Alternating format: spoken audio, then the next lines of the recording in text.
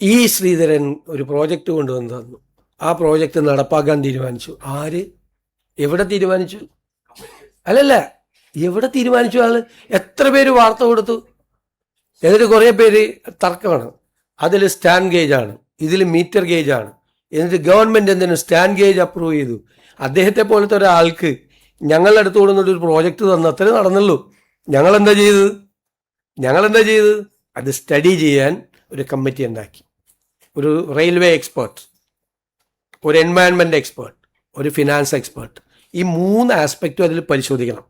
Railway ആംഗിളിൽ നിന്ന് ഏതാണ് കേരളത്തിന് അനുയോജ്യം, ഇപ്പോഴത്തെ മോഡേൺ സ്പീഡ് കോറിഡോർ എങ്ങനെയാണ് ചെയ്യുന്നത്, സ്റ്റാൻഡ് ഗേജ് ആണോ, മീറ്റർ ഗേജ് ആണോ, പില്ലറിലാണോ, എംബാങ്ക്മെന്റിലാണോ, എങ്ങനെയാണ് ചെയ്യുന്നത്, ഇപ്പൊ തന്നിരിക്കുന്ന പ്രപ്പോസൽ അത് പറ്റിയതാണോ?